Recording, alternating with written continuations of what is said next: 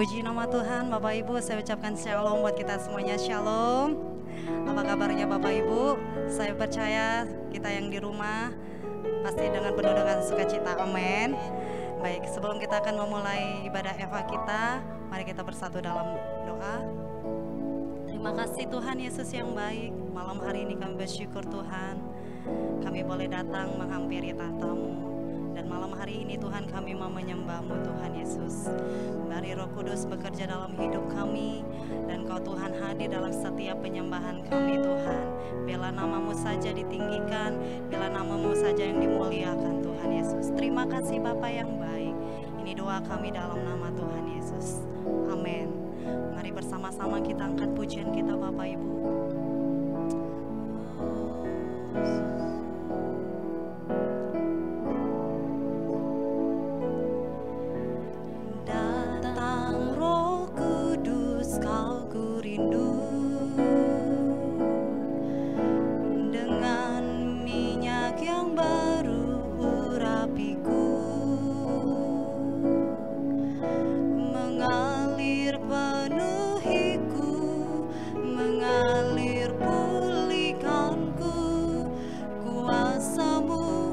Bebaskan hidupku, datang Roh Kudus, Kau kurindu, dengan minyak yang baru urapiku, mengalir penuhiku, mengalir pulihkanku, kuasa-Mu bebaskan hidupku.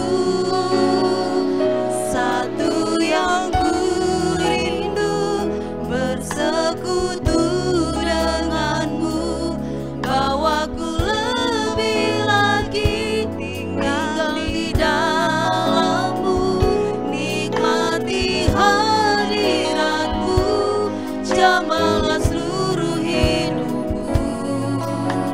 Kuasa-Mu mengubah hidupku. Satu yang ku rindu, bersekutu denganmu, bawaku lebih lagi tinggal di dalammu, nikmati hadiratmu, jamahlah seluruh hidupku. Kuasa-Mu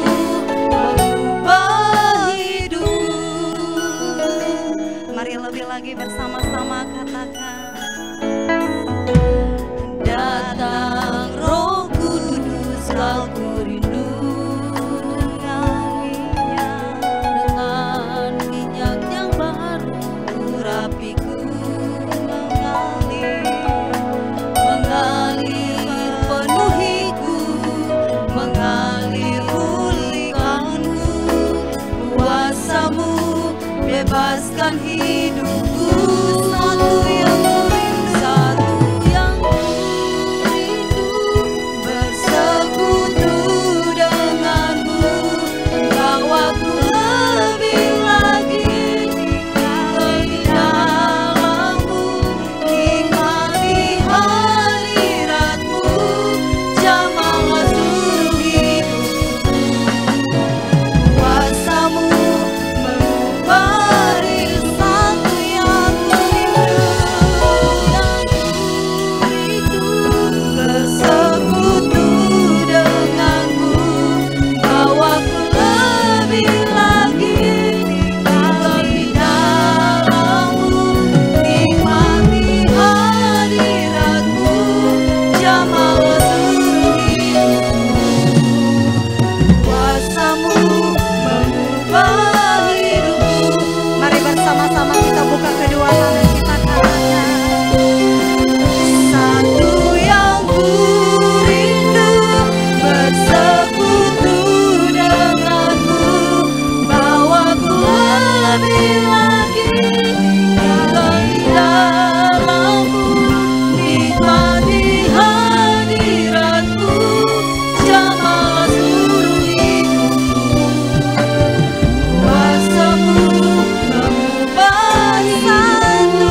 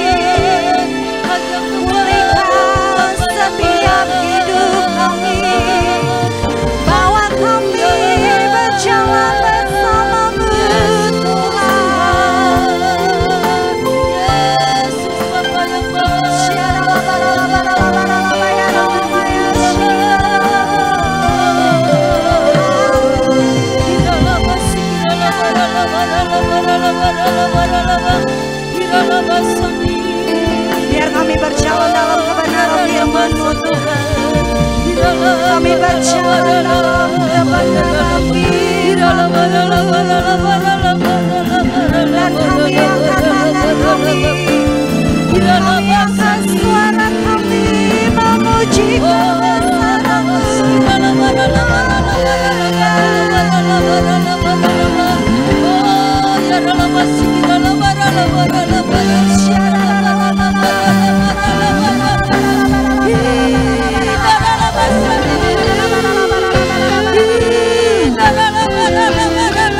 Kami dimenangkan Roh Kudus. Roh Kudus memulihkan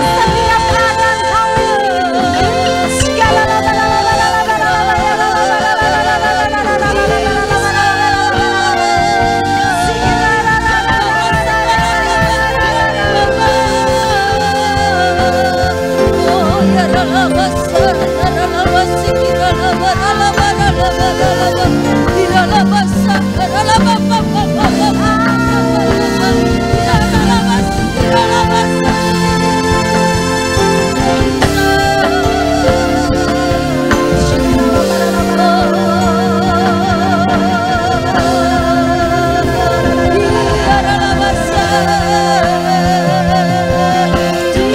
Sebab Engkau yang layak kami tinggikan Tuhan. Kami agungkan nama-Mu. Kami besarkan Engkau Tuhan dalam hidup kami. Dan pujilah nama-Mu Tuhan. Haleluya. Beri tepuk tangan yang meriah bagi Tuhan kita. Sorakan haleluya.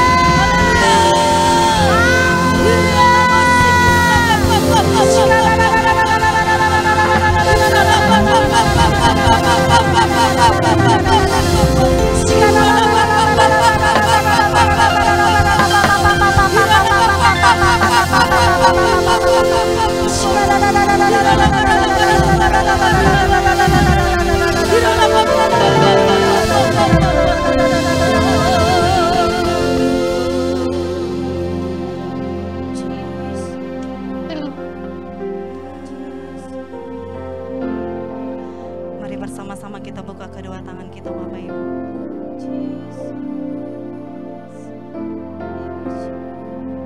Lebih lagi bersama-sama kita naikkan suara. Kami menyembah-Mu lewat suara kami, menaikkan pujian bagi-Mu. Hati kami datang bersyukur di hadapan-Mu, naikkan pujian bagi-Mu.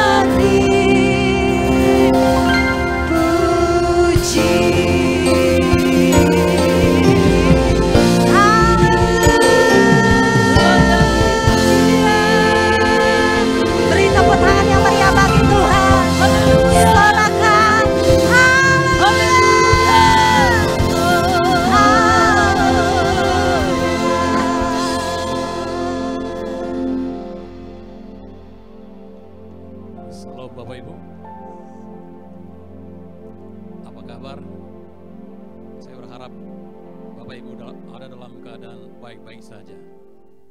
Salam bagi kita semua dan salam juga bagi Bapak Ibu dimanapun berada yang dapat menangkap program ini. Bapak Ibu, kita masuk dalam khotbah.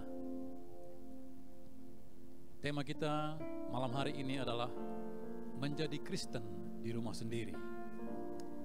Bapak Ibu dikasih Tuhan Yesus, saat ini adalah musim-musim di mana kita banyak tinggal di rumah. Jadi saya pikir ini relevan bagi kita, karena kita tidak saja sebagai Kristen di gereja, tapi kita juga Kristen di mana saja, bahkan di rumah kita sendiri.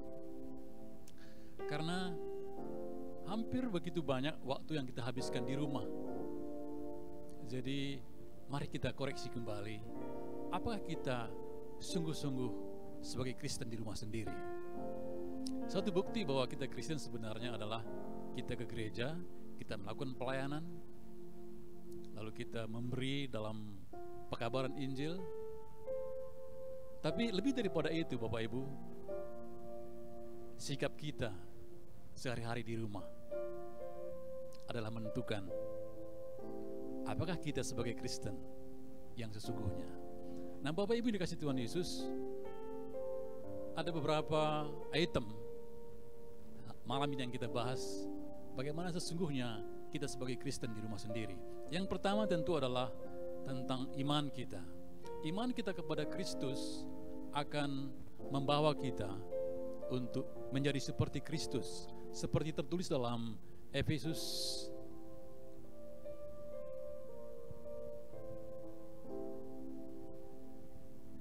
dalam kitab Lukas Bapak Ibu, Lukas 9 ayat 23 dikatakan, semua orang yang mengikut aku harus menyangkal diri dan memikul salib setiap hari. Nah setiap hari Bapak Ibu, berarti dimanapun kita berada, kita harus lakukan dua hal ini, menyangkal diri dan memikul salib. Nah tadi kita katakan bahwa kita banyak waktu di rumah. Bahkan ada satu peribahasa mengatakan tempat yang paling baik di dunia adalah di rumah sendiri. Nah yang kedua Bapak Ibu, iman kita kepada Kristus juga membawa kita untuk lebih dekat kepada Allah yang telah mewujudkan dirinya di dalam Yesus Kristus. Nah, hal yang kedua Bapak Ibu, menjadi Kristen di rumah sendiri adalah kita harus bersedia dikoreksi. Nah, Tuhan Yesus Kristus menghabiskan banyak waktunya untuk mengajar, mengkoreksi, mengubah pola pikir, dan mengambil keputusan daripada murid-muridnya. Itu tertuang dalam ayat Matius 16 ayat 23. Dikatakan bahwa suatu kali Yesus sedang menyampaikan penyataannya bahwa dia akan pergi ke Yerusalem dan dia akan mengalami banyak penderitaan oleh tua-tua Israel, imam-imam kepala dan juga ahli-ahli Taurat. Kemudian dia dibunuh dan dibangkitkan pada hari ketiga. Tapi ketika itu Petrus yang bersama-sama dengan dia menjawab, Tuhan, kiranya Allah menjauhkan itu daripadamu, dari hal itu daripadamu, dan hal itu tidak akan menimpa engkau. Tapi apa kata jawab Yesus dalam Matius 16 ayat 23 tadi Bapak Ibu, dikatakan, enyalah iblis, engkau menjadi batu sandungan bagiku. Engkau hanya memikirkan pikiran, engkau tidak memikirkan pikiran-pikiran Allah, tapi hanya memikirkan pikiran manusia. Nah Bapak Ibu, dalam hal ini Yesus sangat tegas kepada Petrus. Dia tidak main-main.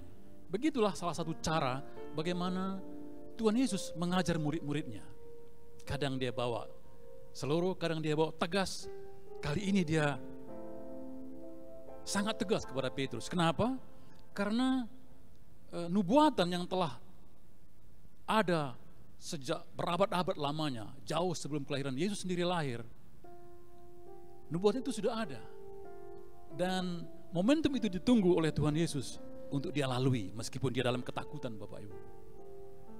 Tapi pada saat dia sampaikan itu, Petrus menjawabnya dengan seperti ingin melindungi Yesus, tapi salah, Bapak Ibu. Justru momentum yang ditunggu-tunggu oleh Yesus, karena nubuatan ini sudah ditulis, sudah disampaikan oleh Nabi Yesaya jauh sebelum kelahiran Yesus sendiri. Maka saat itu Yesus sangat marah kepada Petrus. Dia katakan seperti iblis. Nah, Bapak Ibu, dari hal lain juga dikatakan, Paulus juga mengajak seluruh jemaat di Roma pada saat itu, mari persembahkan tubuhmu sebagai persembahan yang hidup, yang kudus, yang berkenan kepada Tuhan. Dan berubahlah oleh pembaharuan budimu. Nah, Bapak Ibu, untuk berubah ini ke arah yang lebih baik, itu selalu kita diminta untuk berubah, Bapak Ibu. Karena untuk berubah ke arah lebih baik, ini perlu tahapannya. Nah, jadi di ayat 2 dikatakan, berubahlah oleh pembaharuan budimu, supaya engkau mengerti mana kehendak Allah, mana yang baik, mana yang sempurna. Nah, jadi Bapak Ibu, untuk kita yang belum sesuai dengan firman ini, kita harus bersedia dikoreksi kembali, Bapak Ibu. Dan di hal lainnya dikatakan, Bapak Ibu, Yesus juga mengkoreksi 7 gereja di Asia Kecil. Nah, khususnya di jemaat di Efesus. Dalam Wahyu 2 ayat 1 dikatakan, sesungguhnya Tuhan tahu seluruh jerih payah kita, seluruh kerinduan kita, dan apa yang kita kecewakan juga Tuhan tahu. Tapi Dia mau, jangan engkau meninggalkan kasih-Mu yang semula. Dan Dia menekankan di ayat 22, Bapak Ibu, ini ayat yang sepertinya sepele, tapi Tuhan memberi penekanan dalam hal ini. Dikatakan, jangan berzina. Berzina adalah satu hal yang paling dibenci oleh Tuhan. Daud sendiri, sekali berdaud, ketika dia melakukan perzinahan juga, Tuhan sangat marah. Tapi dia cepat bertobat, Bapak Ibu. Dia cepat bertobat. Karena Bapak Ibu tahu, dalam ayat ini, nanti boleh dibaca diulang di rumah, ganjaran daripada perzinahan adalah Tuhan melemparkannya ke dalam ranjang orang sakit dan melemparkannya dalam masalah besar. Karena apa? Tuhan sangat membenci. Kalau kita lihat di Alkitab, perzinahan memang sangat dibenci, Bapak Ibu. Lebih benci daripada orang yang kawin mungkin beberapa kali. Tapi untuk perzinahan, tegas dikatakan, aku akan melemparkan engkau ke masalah besar. Dan anak-anaknya juga akan menanggung beban itu. Itu makanya Bapak Ibu, tadi judul kita adalah dalam keluarga, dalam rumah sendiri. Kalau kita sayang pada anak-anak, mari koreksi kembali. Kalau ada indikasi seperti itu, mari kita urungkan. Kita lihat kembali, mari berbalik daripada jalan-jalan kita. Bapak Ibu dikasih Tuhan Yesus, hari-hari ini, perzinahan ini bukan milik orang-orang tidak kenal Yesus. Justru dia sudah masuk ke dalam rumah tangga Kristen dan menghancurkan keluarga Kristen dari situasi ini. Ini adalah suatu situasi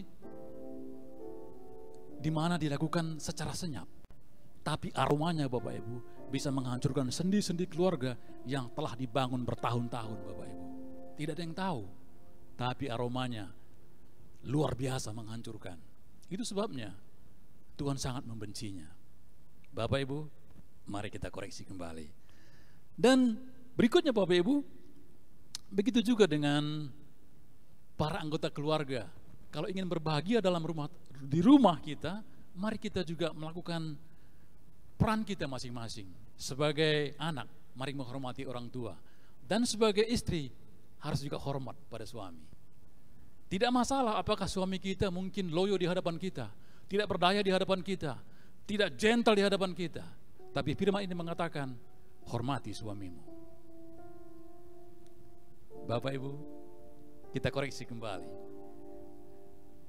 Itu tentang dikoreksi Bapak Ibu. Kemudian yang ketiga, dikatakan kita harus bisa bekerja sama.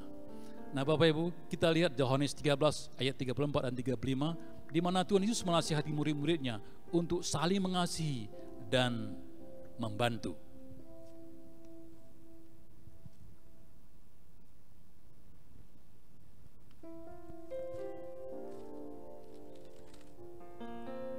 Dikatakan Bapak Ibu, aku memberikan perintah baru kepada kamu, yaitu supaya kamu saling mengasihi sama seperti aku telah mengasihi kamu.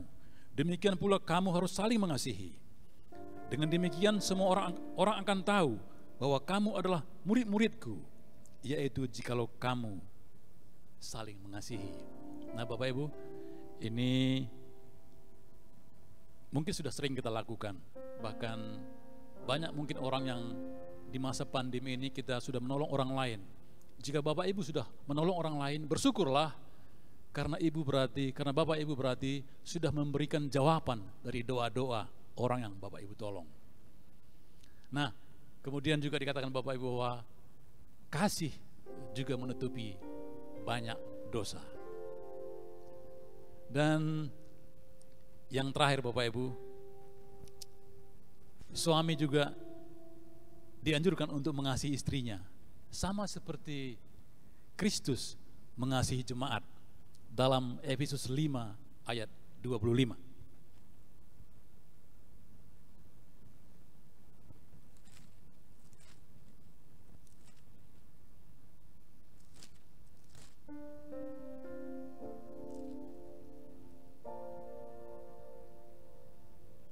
Ini ayat yang sudah sering kita dengar. Hai suami, kasihilah istrimu sebagaimana Kristus telah mengasihi jemaat dan telah menyerahkan dirinya baginya. Ayat yang sederhana, tapi kadang-kadang kita lupa melakukannya. Nah, untuk supaya keluarga kita diberkati oleh Tuhan, mari kita lakukan hal-hal tadi. Kita bersedia untuk dikoreksi, kita boleh saling membantu. Dan kalau itu kita lakukan Bapak Ibu, sesungguhnya kita sedang memindahkan surga ke rumah kita. Bukankah kita rindu di rumah kita ada surga? Supaya pepatah tadi yang berkata tempat yang paling indah, yang paling baik di dunia adalah rumah, maka itu akan tercipta. Jangan sampai rumah kita menjadi rumah singgah, bukan rumah tangga yang benar, yang baik di hadapan Tuhan. Amin Bapak Ibu. Nah, sampai di sini firman Tuhan. Mari kita berdoa. Bapa di surga, kami bersyukur Tuhan karena firman-Mu malam hari ini telah kami dengar. Kiranya Tuhan boleh memeteraikan firman itu dalam setiap hati kami dan menumbuhkan firman itu dalam hati kami sehingga firman itu berbuah dan menjadi berkat bagi banyak orang. Berkati semua jemaat-Mu Tuhan dimanapun mereka berada malam hari ini. Tuhan mampu menjangkau, memberkati, memulihkan, menyembuhkan mereka. Terima kasih Bapa. Dalam nama Tuhan Yesus kami berdoa dan mengucap syukur. Nah Bapak Ibu, mari kita tengadahkan hati, tangan dan wajah kita ke surga. Yesus, terima dan bawalah pulang kasih karunia dan damai sejahtera yang berlimpah-limpah dari Allah Bapa, kasih sayang sempurna dalam Tuhan Yesus Kristus.